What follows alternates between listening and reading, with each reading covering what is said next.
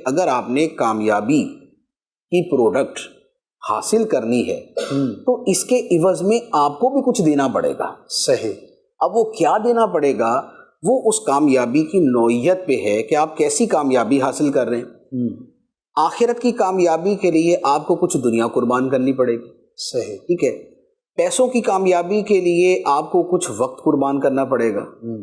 اچھا، اسی طرح کو عہدہ اور منصب پانے کے لیے آپ کو اس اعتبار سے اپنے آپ کو مشقت میں ڈالنا پڑے گا.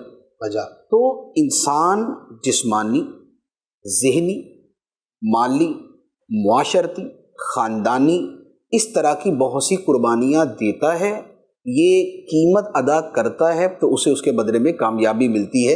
اسے اگر ہم بہت آسان الفاظ میں سمجھنا چاہیں تو آپ یوں کہہ لیں کہ ایک شخص اپنے خاندان کے مالی حالات اچھے کرنے کے لیے کسی دوسرے ملک چلا جاتا ہے.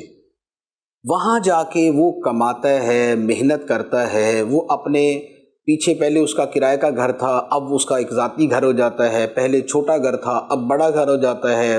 پہلے گھر میں بچوں کی شادی کے مسائل تھے، اب ان کی جو ہے وہ شادی کے اسباب پیدا ہو جاتے ہیں. پہلے گھر میں جو ہے وہ سواری نہیں تھی، اب اس میں کار بھی آ جاتی ہے. پہلے ہلکے علاقے میں گھر تھا، بہت پوش ایریا کے اندر گھر آ جاتا ہے. یہ ساری چیزیں یہ اس کا اصل مقصد تھا جس کے لیے اس نے اپنے آپ کو اپنے وطن چھوڑنے پر مجبور کیا. صحیح. ٹریول کیا. اب یہ ساری کامیابی تو اسے مل گئی، اسے اچھا گھر بھی مل گیا، اچھی سواری بھی مل گئی، اس کے بچوں کو اچھی تعلیم بھی مل گئی، اس کی شادی کا انتظام بھی ہو گیا.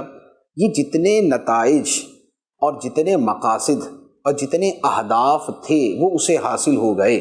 یہ ہے اس کی کامیابی. بے شک. لیکن اس کے بدلے میں اس نے کیا دیا؟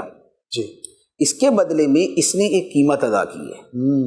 اس نے اپنا وطن چھوڑا، اس نے اپنا شہر چھوڑا، اس نے اپنے دوست چھوڑے، اس نے اپنی فیملی چھوڑی، اس نے اپنے جتنے بھی دوستوں کی گیدرنگ اور ایک انسیت اور ایک اپنائیت کی زندگی تھی اسے چھوڑا. اس نے پردیس کاٹا، اجنبی لوگوں کے درمیان اپنے آپ کو سروائیو کیا. وہاں جا کے اس نے بہت زیادہ محنت بھی کی. تو اب یہ جتنی چیزیں ہیں یہ قیمت کہلائیں گی اس کامیابی کی. صحیح. جو کامیابی اس نے حاصل کی ہے.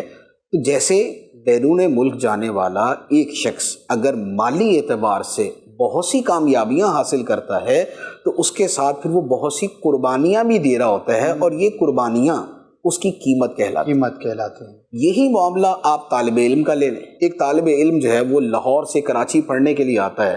اسے جامعۃ المدینہ میں آیا. یہاں پر وہ اس لیے آیا کہ اسے یہاں پر کچھ اس کے اہداف تھے. اہداف کیا تھے؟ یار پیر و مرشد یہاں ہوتے ہیں، ان کی زیارت بھی ہو جائے گی، ملاقات کا بھی کبھی کبھار موقع مل جائے گا. یہاں پر بڑے بڑے ذمہ داران ہیں، ان کے ساتھ بیٹھنا بھی مل جائے گا. یہاں کچھ معروف علماء ہیں، ان کی صحبت بھی مل جائے گی. یہاں کا ایک انٹرنیشنل انوائرمنٹ ہے تو اس کو دیکھنے کا موقع بھی ملے گا. دنیا بھر سے لوگ آتے ہیں، ان سے ایک لرننگ بھی ہو جائے گی. بڑے بڑے ایونٹ یہاں منعقد ہوتے ہیں، ان میں شرکت ہوگی. بہت سے لوگوں کے پاس بیٹھنے کا موقع ملتا ہے، اسے ویژن بڑا ہوگا. یہ ہے وہ تمام چیزیں جن کو اہداف بنا کر اور جنہیں اپنے مقاصد بنا کے ایک طالب علم اتنی دور سے آتا ہے جو آتا ہے. ورنہ ضروری نہیں کہ ایسا ہی ہے، لیکن جو آتا ہے. لیکن جو آیا اس آنے والے نے بھی اپنے بہن بھائی چھوڑے، اپنے ماں باپ چھوڑے، اپنا شہر چھوڑا، اپنا وہاں کا جس موسم سے، جس ویدر سے، جس انوائرمنٹ سے وہ مانوس تھا اس نے وہ چھوڑا. بالکل. یہاں ہو سکتا ہے کراچی کا پانی اسے ہضم نہ ہو. بالکل. جیسے بہت سارے لوگوں کو یہاں کا پانی ہے نا وہ سیٹ نہیں بیٹھتا.